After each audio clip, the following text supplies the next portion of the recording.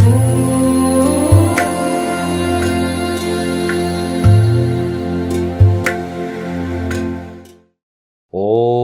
ಅಖಂಡಮಂಡಲಾಕಾರಂ ವ್ಯಾಪ್ತಂ ಯೇನ ಚರಾಚರಂ ತತ್ಪದಂ ದರ್ಶಿತಂ ಯೇನ ತಸ್ಮೈ ಶ್ರೀ ಗುರವೇ ನಮಃ.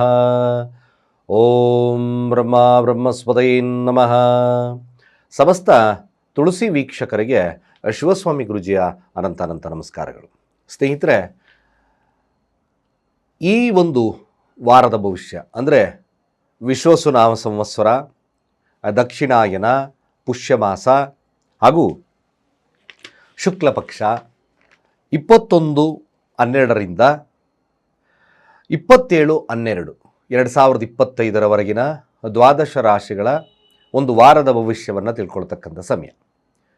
ಈ ಒಂದು ವಾರ ನಿಮಗೆ ಆಲ್ರೆಡಿ ಸೂರ್ಯ ಧನುರಾಶಿಗೆ ಪ್ರವೇಶವಾಗಿ ಧನುರ್ಮಾಸ, ಖಂಡಿತವಾಗಿ ಪಾಪಕರ್ಮಗಳನ್ನು ನಾವು ನಿವಾರಣೆಯನ್ನು ಮಾಡ್ಕೋಬೇಕು ಅಂದರೆ ಈ ಒಂದು ಸುದಿನಗಳ ಕಾಲ ಭಾಳ ವಿಶೇಷವಾಗಿರ್ತಕ್ಕಂಥ ಫಲ ಲಭ್ಯವಾಗ್ತದೆ.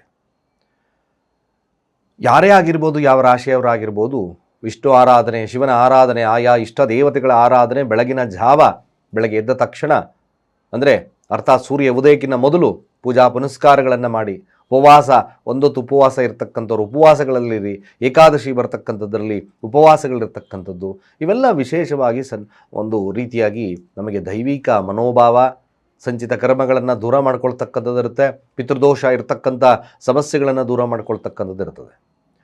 ಈ ಒಂದು ಮಾಸಗಳು ಅಂದರೆ ಅರ್ಥಾತ್ ವಾರಗಳು ಬರ್ತಕ್ಕಂಥ ಇನ್ನು ಮುಂದಿನ ವಾರಗಳು ಕೂಡ ಮ್ಯಾಕ್ಸಿಮಮ್ ನಿಮಗೆ ಒಬ್ಬ ಮನುಷ್ಯನನ್ನು ಪರಿವರ್ತನೆಯನ್ನು ಮಾಡ್ಕೊಳ್ತಕ್ಕಂಥ ವಾರಗಳು ಕೂಡ ಇವೆಲ್ಲ ಆಗ್ತದೆ.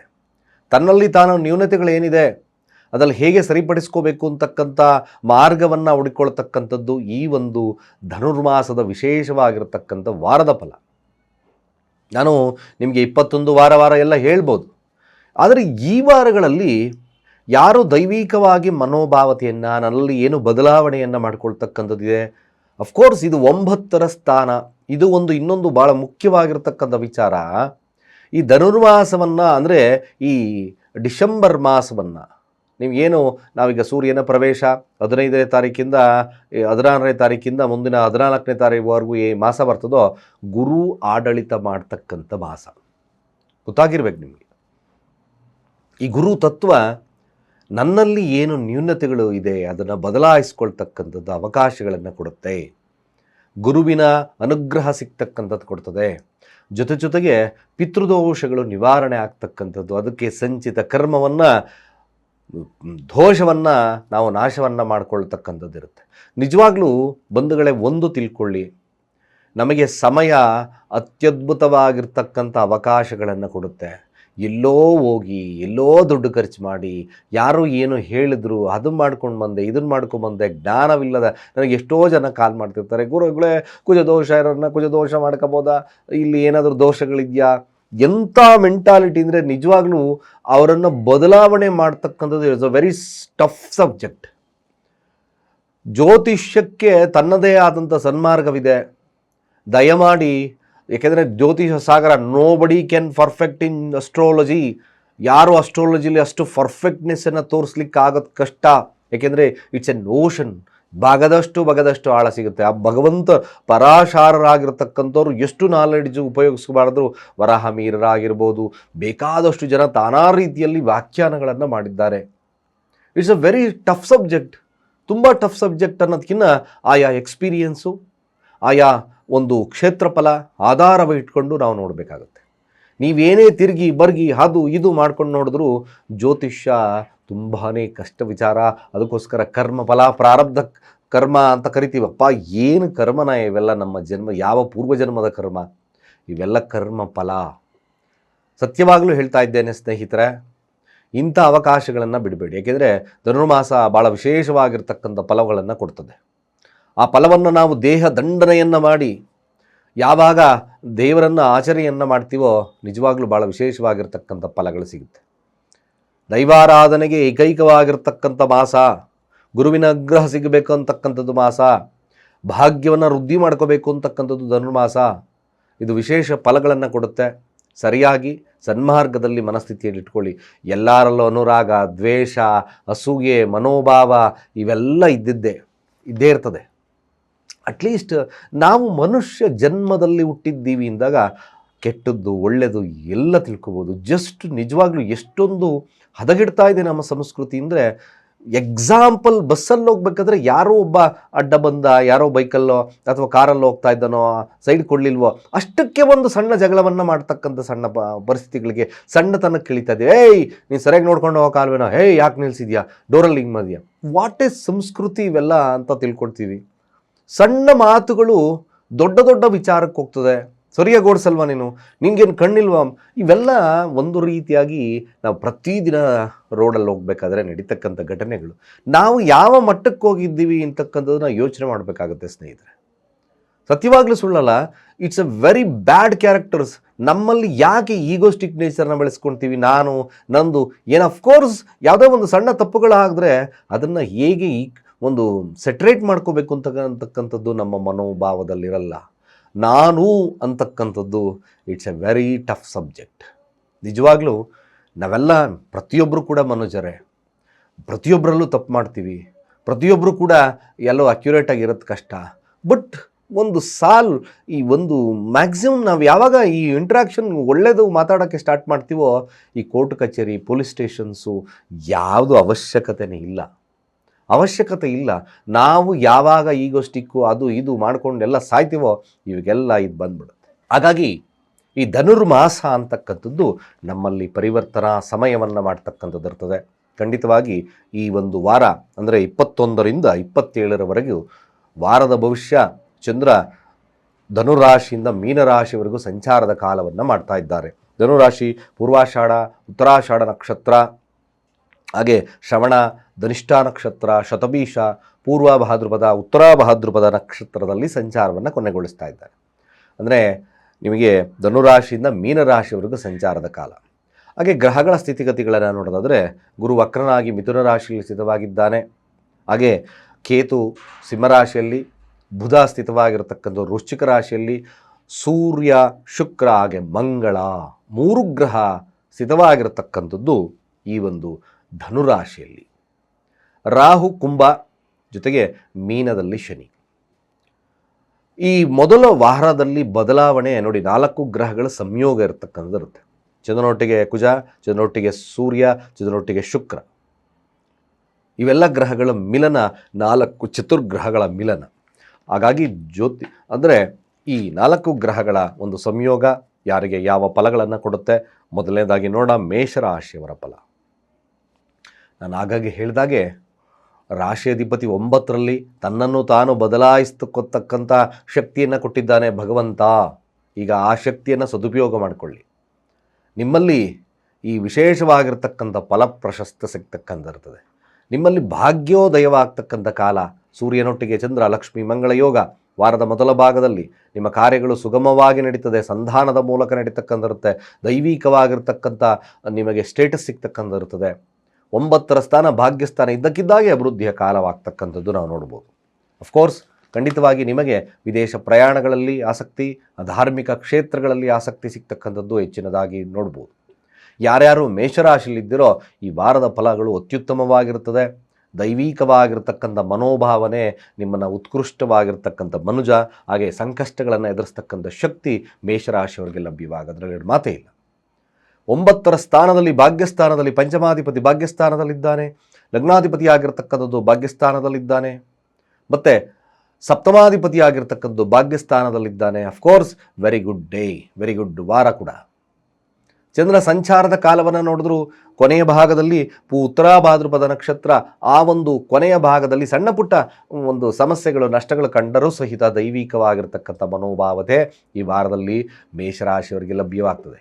ಹಾಗೆ ಮೇಷರಾಶಿ ವಿದ್ಯಾರ್ಥಿಗಳಿಗೂ ಕೂಡ ಒಂದು ರೀತಿಯಾಗಿ ಜ್ಞಾನೋದಯ, ಚೆನ್ನಾಗಿರ್ತಕ್ಕಂಥ ಒಂದು ವಾರವಾಗಿ ಪರಿಣಾಮ ಬರುತ್ತೆ.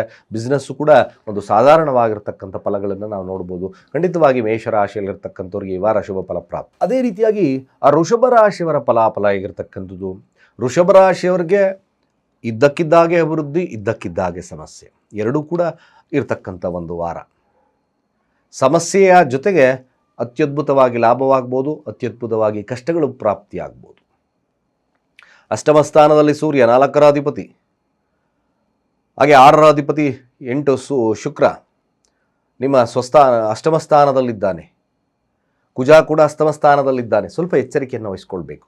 ರಿಸರ್ಚ್ ರಿಲೇಟೆಡಲ್ಲಿರ್ತಕ್ಕಂಥವ್ರಿಗೆ ಈ LIC ಮತ್ತೊಂದು ಆ ಥರ ಈ ಡಾಕ್ಯುಮೆಂಟ್ರಿ ಆ ಥರ ಮಾಡ್ತಕ್ಕಂಥವ್ರು, ವೈಲ್ಡ್ ಲೈಫಲ್ಲಿರ್ತಕ್ಕಂಥವ್ರಿಗೆ, ಆ ವೃಷಭ ರಾಶಿಯಲ್ಲಿರ್ತಕ್ಕಂಥವ್ರಿಗೆ ಅದು ಬೆಸ್ಟು. ಎಚ್ಚರಿಕೆಯನ್ನು ವಹಿಸ್ಕೊಳ್ತಕ್ಕಂಥದ್ದು. ಒಮ್ಮೊಮ್ಮೆ ಅಧಿಕವಾಗಿರ್ತಕ್ಕಂಥ ಪ್ರಾಪ್ತಿ. 11ರ ಸ್ಥಾನದಲ್ಲಿ ಶನಿ ಇದ್ದಾನೆ. ಈ ನಕ್ಷತ್ರ ಸಂಚಾರದಲ್ಲಿ ಮೊದಲ ಭಾಗಾರ್ಧ ಅಂದರೆ ವಾರದ ಭಾಗಾರ್ಧದಲ್ಲಿ ವೃಷಭ ರಾಶಿಯವರು ಎಚ್ಚರಿಕೆಯನ್ನು ವಹಿಸ್ಕೊಳ್ಳಿ. ಹಣಕಾಸು ವಹಿವಾಟು ಯಾವುದೇ ಆಗಿರ್ಬೋದು, ಎಚ್ಚರಿಕೆಯಿಂದ ಇರ್ತಕ್ಕಂಥದ್ದು ಭಾಳ ಮುಖ್ಯ. ವೃಷಭ ರಾಶಿಯವ್ರಿಗೆ ಲಾಭ ನಷ್ಟ ಮಿಶ್ರ ಫಲಗಳಿರೋದ್ರಿಂದ ವಿದ್ಯಾರ್ಥಿ ವರ್ಗದವ್ರಿಗೂ ಕೂಡ ಒಂದು ರೀತಿಯಾಗಿ ಕಾನ್ಫ್ಲಿಕ್ಟ್ ಇರತಕ್ಕಂಥದ್ದು, ಸರಿಯಾದಂಥ ಒಂದು ಎಜುಕೇಷನಲ್ಲಿ ಇಂಪ್ರೂವ್ಮೆಂಟ್ಸ್ ಇರತಕ್ಕಂಥದ್ದು ಸ್ವಲ್ಪ ಕಡಿಮೆ ಆಗ್ತದೆ. ಹಯಗ್ರೀವ ಮಂತ್ರಗಳನ್ನು ಅಥವಾ ಗಣಪತಿ ಮಂತ್ರಗಳನ್ನು ವೃಷಭ ರಾಶಿಯಲ್ಲಿರ್ತಕ್ಕಂಥವ್ರು ಹೇಳೋದು ಬಹಳ ಮುಖ್ಯವಾಗ್ತದೆ. ಸಾಧ್ಯವಾದಷ್ಟು ಕೂಡ ವೃಷಭ ರಾಶಿಯವರು ಜಾಣ್ಮೆಯಿಂದ ಮುನ್ನಡೆಯಿರಿ. ಭೂಮಿಯ ವಿಚಾರದಲ್ಲಿ ಯಶಸ್ಸನ್ನು ಕಾಣ್ತೀರಿ. ಖಂಡಿತವಾಗಿ ಅದರಲ್ಲಿ ಯಾವುದೇ ಆದಂಥ ಮಾತುಗಳಿಲ್ಲ. ವೃಷಭ ರಾಶಿಯವರು ಭೂಮಿಯ ವಿಚಾರದಲ್ಲಿ ಏಳಿಗೆಯನ್ನು ಕಾಣ್ತಕ್ಕಂಥದ್ದು, ಸೈಟ್ ಖರೀದಿ ಯೋಗ ಅಥವಾ ಮನೆ ಖರೀದಿ ಆಗ್ತಕ್ಕಂಥದ್ದು ಯೋಗಗಳು ಪ್ರಾಪ್ತಿಯಾಗುತ್ತೆ ಈ ವಾರದಲ್ಲಿ. ಮಿಥುನ ರಾಶಿ ನೋಡಿ, ಮಿಥುನ ರಾಶಿ ಸಪ್ತಮ ಭಾವದಲ್ಲಿ ಹೆಚ್ಚು ಗ್ರಹಗಳು ಸ್ಥಿತವಾಗಿದ್ದಾವೆ. ಕುಜ ಶುಕ್ರ ಹಾಗೆ ಸೂರ್ಯರಿದ್ದಾರೆ. ಅನ್ಯತಃ ನಿಮಗೆ ಶಕ್ತಿ ಚೆನ್ನಾಗಿರ್ತದೆ, ವಿಲ್ ಪವರ್ ಚೆನ್ನಾಗಿರ್ತಕ್ಕಂಥಿರುತ್ತೆ. ಅನ್ಯತಃ ನೀವು ಮಿಥುನ ರಾಶಿಯಲ್ಲಿರ್ತಕ್ಕಂಥವ್ರು ಭಾಳ ಮುಖ್ಯವಾಗಿ ಬುಧ 6ರ ಸ್ಥಾನದಲ್ಲಿದ್ದಾನೆ. ಆರೋಗ್ಯದ ಬಗ್ಗೆ ಎಚ್ಚರ, ಭಾಳ ಮುಖ್ಯವಾಗಿ ಆರೋಗ್ಯ. ಶತ್ರುಗಳ ಕಾಟ ಸ್ವಲ್ಪ ಮಟ್ಟಿಗೆ ಇರ್ತಕ್ಕಂಥದ್ದು. ಗುರು ಇರೋದ್ರಿಂದ ಸ್ವಲ್ಪ ಉಪಶಮನವನ್ನು ಮಾಡ್ತಕ್ಕಂಥಿರ್ತದೆ. ಚತುರ್ಥಾಧಿಪತಿ ಹಾಗೆ ಲಗ್ನಾಧಿಪತಿ ಆಗಿರ್ತಕ್ಕಂಥದ್ದು 6ರ ಸ್ಥಾನ. ಸ್ವಲ್ಪ ಮನೆಯವರು ಕಿರುಕುಳಗಳಾಗ್ಬೋದು ಅದರ ವಿಚಾರವಾಗಿ. ಹಾಗೆ ನಿಮ್ಮ ಎದುರಾಳಿಗಳಿಂದ ಕೆಲವೊಂದು ನಿಂದನೆಗಳು. ಸಪ್ತಮ ಸ್ಥಾನ ಅಷ್ಟು ಹುಡುಗಾಟಲ್ಲ, ಯಾಕೆಂದರೆ ಕೇಂದ್ರ ಭಾವ ಆದರೂ ಕೂಡ ಸಪ್ತಮ ಸ್ಥಾನ ಇಸ್ ಅ ವೆರಿ ಡೇಂಜರಸ್ ಮಾರಕ. ಯಾವುದು ಅಲ್ಲವೆಂದುಕೊಂಡಿರ್ತೀವೋ ಅದೇ ನಿಮಗೆ ಶತ್ರುವಾಗಿ ಪರಿಣಾಮವಾಗಬಹುದು. ಆದ್ದರಿಂದ ಬಹಳ ಕೇರ್ಫುಲ್ ಆಗಿರಬೇಕಾಗಿರ್ತಕ್ಕಂಥ ವಿಚಾರ. ನೋಡಿ, ಸಪ್ತಮಾಧಿಪತಿ ಲಗ್ನದಲ್ಲಿದ್ದಾನೆ. ಚಂದ್ರ ಸಹಿತವಾಗಿ ಸಪ್ತಮ ಅಷ್ಟಮ ನವಮ ದಶಮದಲ್ಲಿ ಆದ ಹೋಗೋದ್ರಿಂದ ಬಟ್ ಕೇರ್ಫುಲ್ ಆಗಿದ್ದರೆ ಈ ವಾರ ಶುಭ ಫಲ ಪ್ರಾಪ್ತಿ ಆಗ್ತಕ್ಕಂಥ ಇರ್ತದೆ.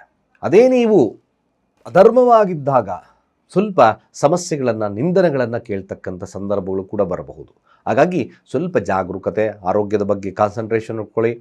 ಹೆಚ್ಚಿನದಾಗಿ ನೀವು ಯಾವುದೇ ಒಂದು ಸಮಸ್ಯೆಗೆ ಪರಿಹಾರಾರ್ಥವಾಗಿ ವಿಷ್ಣುವಿನ ಆರಾಧನೆ ಭಾಳ ವಿಶೇಷವಾಗಿರ್ತಕ್ಕಂಥ ಫಲಗಳನ್ನು ಕೊಡುತ್ತೆ. ವಿದ್ಯಾರ್ಥಿ ವರ್ಗದವ್ರಿಗೆ ಒಂದು ಸಾಧಾರಣವಾಗಿರ್ತಕ್ಕಂಥ ಫಲ, ವ್ಯಾಪಾರಸ್ಥರಿಗೆ ಸ್ವಲ್ಪ ಶುಭ ಫಲ ಪ್ರಾಪ್ತಿ ಆಗ್ತಕ್ಕಂಥಿರ್ತದೆ. ಹಾಗೆ ನಿಮಗೆ ಮಿಥುನ ರಾಶಿಯಲ್ಲಿರ್ತಕ್ಕಂಥವ್ರು ದಾಂಪತ್ಯದ ವಿಚಾರದಲ್ಲಿ 50-50% ಇರುತ್ತೆ. ಕಾದಾಟಗಳು ಹಾಗೆ ಮನಸ್ತಾಪಗಳು ಇವೆಲ್ಲ ಬರ್ತಕ್ಕಂಥ ಸಾಧ್ಯತೆಗಳಿರುತ್ತೆ. ಅನ್ನೆಸಸರಿಯಾಗಿ ಯಾರು ಮಿಥುನ ರಾಶಿಯವರು ನೀವೇನಾದರೂ ಈ ಗೌಪ್ಯವಾಗಿರ್ತಕ್ಕಂಥ ಚಟುವಟಿಕೆಗಳಲ್ಲಿದ್ದಾಗ ಸ್ವಲ್ಪ ಸಮಸ್ಯೆಗಳನ್ನು ಎದುರಿಸ್ತಕ್ಕಂಥ ಸಾಧ್ಯತೆಗಳು ಬರುತ್ತೆ. ಅದರ ಬಗ್ಗೆ ಸ್ವಲ್ಪ ಜಾಗರೂಕರಾಗಿರ್ತಕ್ಕಂಥದ್ದು ಅತಿ ಅವಶ್ಯಕ. ನೋಡಿ, ಯಾರ್ಯಾರು ಮಿಥುನ ರಾಶಿಯಲ್ಲಿದ್ದಾರೋ ಕೆಲಸದಲ್ಲಿ ಮೇಲುಗೈ ಸಾಧಿಸ್ತಕ್ಕಂಥದ್ದು ಬರ್ತದೆ. ಬಾಸ್ ಕಿರಿಕಿರಿ ಇರ್ತಕ್ಕಂಥವ್ರಿಗೆ ಸ್ವಲ್ಪ ಕಡಿಮೆ ಇರ್ತಕ್ಕಂಥದ್ದು ಸಾಧ್ಯತೆ ಇದೆ. ಒಳ್ಳೆಯದಾಗಲಿ. ಹಾಗೆ ಕಟಕ ರಾಶಿಯವರ ಈ ವಾರದ ಫಲಾಫಲ ಹೇಗಿರ್ತಕ್ಕಂಥದ್ದು ನೋಡಿ. ಕಟಕ ರಾಶಿಯವರಿಗೆ ಷಷ್ಠ ಭಾವದಲ್ಲಿ ಗ್ರಹಗಳು ಜಾಸ್ತಿ ಇದೆ. ಷಷ್ಠ ಭಾವದಲ್ಲಿ ಗ್ರಹಗಳು ಜಾಸ್ತಿ ಇದ್ದಾಗ ನೋಡಿ, ಇಲ್ಲಿ ಆರೋಗ್ಯದ ವಿಚಾರವಾಗಿ ಸರಿಯಾಗಿ ನೋಡ್ಕೋಬೇಕಾಗುತ್ತೆ. ತದನಂತರದಲ್ಲಿ 2ರ ಅಧಿಪತಿ 6ರ ಸ್ಥಾನದಲ್ಲಿರ್ತಕ್ಕಂಥದ್ದು ಇರುತ್ತೆ. 12ರ ಅಧಿಪತಿ 6ರ ಸ್ಥಾನ, ತೃತೀಯಾಧಿಪತಿ 6ರ ಸ್ಥಾನ, ಚತುರ್ಥಾಧಿಪತಿ ಆಗಿರ್ತಕ್ಕಂಥದ್ದು 6ರ ಸ್ಥಾನದಲ್ಲಿದ್ದಾನೆ. ಈ ನೋಡಿ, ಹಣಕಾಸು ವಿಚಾರದಲ್ಲಿ ಎಚ್ಚರಿಕೆಯನ್ನು ವಹಿಸ್ಕೊಳ್ಳಿ. ಸಾಲ ಬಾಧೆ ಇರ್ತಕ್ಕಂಥವ್ರು ಸ್ವಲ್ಪ ಜಾಗರೂಕರಾಗಿರ್ತಕ್ಕಂಥದ್ದು ಅತಿ ಅವಶ್ಯಕವಾಗಿರ್ತಕ್ಕಂಥ ವಿಚಾರ. ಆದರೆ ಕೆಲಸದಲ್ಲಿ ಉತ್ಕೃಷ್ಟತೆಯನ್ನು ಸಾಧಿಸ್ತಕ್ಕಂಥದ್ದು, ಒಂದು ಬದಲಾವಣೆಯನ್ನು ಅಪೇಕ್ಷೆ ಮಾಡ್ತಕ್ಕಂಥದ್ದು ಜಾಸ್ತಿ ಬರ್ತದೆ. ಕಟಕ ರಾಶಿಯಲ್ಲಿರ್ತಕ್ಕಂಥವ್ರಿಗೆ, ವಿದ್ಯಾರ್ಥಿ ವರ್ಗದವರಿಗೆ ಸ್ವಲ್ಪ ಹಿನ್ನಡೆ ಇರ್ತಕ್ಕಂಥದ್ದು ಇರ್ತದೆ. ವ್ಯಾಪಾರಸ್ಥರಿಗೆ ಸ್ವಲ್ಪ ಸಾಧಾರಣವಾಗಿರ್ತಕ್ಕಂಥ ಫಲಾನುಫಲಗಳು ಲಭ್ಯವಾಗ್ತಕ್ಕಂಥಿರುತ್ತೆ. ನೋಡಿ, ಚಂದ್ರ ಶತಭೀಷ ನಕ್ಷತ್ರದಲ್ಲಿ ಆದು ಹೋಗ್ಬೇಕಾದ್ರೆ ಸ್ವಲ್ಪ ಜಾಗರೂಕತೆ, ಸಲಗಾರ ಕಿರಿಕಿರಿ ಆಗಿರ್ಬೋದು, ಆರೋಗ್ಯದ ವಿಚಾರದಲ್ಲಾಗಿರ್ಬೋದು ಸ್ವಲ್ಪ ಅಡೆತಡೆಗಳು ಬರ್ತಕ್ಕಂಥದ್ರಿಂದ ಯಾರ್ಯಾರು ಕಟಕ ರಾಶಿಯಲ್ಲಿದ್ದೀರೋ ದುರ್ಗಾರಾಧನೆಗೆ ಹೆಚ್ಚಿನ ಪ್ರಶಸ್ತವನ್ನು ಕೊಡಿ. ಹಾಗೆ ಶಿವನಿಗೆ ಕ್ಷೀರಾಭಿಷೇಕ, ಏಕೆಂದರೆ ಧನುರ್ಮಾಸವಾಗಿರೋದ್ರಿಂದ ಶಿವನಿಗೆ ಕ್ಷೀರಾಭಿಷೇಕ, ಆಗಿಂದಾಗೆ ಸ್ವಲ್ಪ ಗೋಧಿಯ ಪಾಯಸವನ್ನು ನೈವೇದ್ಯವನ್ನು ಮಾಡ್ತಕ್ಕಂಥದ್ದು, ಅಲ್ಲಿರ್ತಕ್ಕಂಥ ಭಕ್ತಾದಿಗಳಿಗೆ ಈ ಒಂದು ಗೋಧಿಯ ಪಾಯಸವನ್ನು ಹಂಚ್ತಕ್ಕಂಥದ್ದು ಭಾಳ ಮುಖ್ಯವಾಗಿ ನಿಮಗೆ ಶುಭವನ್ನು ತರ್ತಕ್ಕಂಥದ್ದು ಬರ್ತದೆ. ದೈವಿಕ ಮನೋಭಾವತೆ ಒಂದು ಇರತಕ್ಕಂಥದ್ದು, ದೈವಿಕ ಕೆಲಸಗಳಲ್ಲಿ ತೊಡ್ಕೊಳ್ತಕ್ಕಂಥದ್ದು ಕೂಡ ಕಟಕ ರಾಶಿಯವ್ರಿಗೆ ಲಭ್ಯವಾಗುತ್ತೆ. ಹಾಗೆ ಸಿಂಹರಾಶಿಯ ಫಲ ನೋಡಿ, ಸಿಂಹರಾಶಿಯವ್ರಿಗೆ ಹೆಚ್ಚಿನ ಮಟ್ಟದಲ್ಲಿ ನಾಲೆಡ್ಜನ್ನು ಉಪಯೋಗಿಸಿ ಮಾಡ್ತಕ್ಕಂಥ ಕೆಲಸಗಳೆಲ್ಲ ಪ್ರಶಸ್ತವಾಗ್ತದೆ. ಈ ಒಂದು ವಾರ ಭಾಳಷ್ಟು ಉತ್ತಮತೆ ಜಾಣ್ಮೆಯಿಂದ ಎಲ್ಲವನ್ನು ಸರಿದೂಗಿಸ್ಕೊಳ್ತೀರಿ. ಬಟ್ ಹಣಕಾಸಿನ ವಿಚಾರ, ಕೆಲಸದ ವಿಚಾರದಲ್ಲೂ ಸ್ವಲ್ಪ ಜಾಗರೂಕತೆ ಇರಬೇಕಾಗುತ್ತೆ. ಏಕೆಂದರೆ ಕೆಲಸ ನೀವೇನಾದರೂ ಬದಲಾವಣೆ ಮಾಡ್ಕೋಬೇಕು ಅಥವಾ ನೀವು ಕೆಲಸ ಹುಡುಕ್ತಾ ಇದ್ದೀನಿ ಅಂತಕ್ಕಂಥವ್ರಿಗೆ ಈ ವಾರದ ಫಲಾನುಫಲಗಳು ಅಷ್ಟು ಉತ್ಕೃಷ್ಟವಾಗಿ ಫಲಗಳನ್ನು ಕೊಡೋದಿಲ್ಲ. ಬಟ್ ನೀವೇನಾದರೂ ಕಮಿಷನ್ ಆಧಾರಿತ ಕ್ರಿಯೇಟಿವಿಟಿ, ಮೀಡಿಯಾ ಸ್ಥಾನದಲ್ಲಿರ್ತಕ್ಕಂಥ ಸಿಂಹರಾಶಿಯವ್ರಿಗೆ ಅತ್ಯುತ್ತಮವಾಗಿರ್ತಕ್ಕಂಥ ಫಲಾನುಫಲಗಳು ಲಭ್ಯತೆಯನ್ನು ಕೊಡುತ್ತೆ.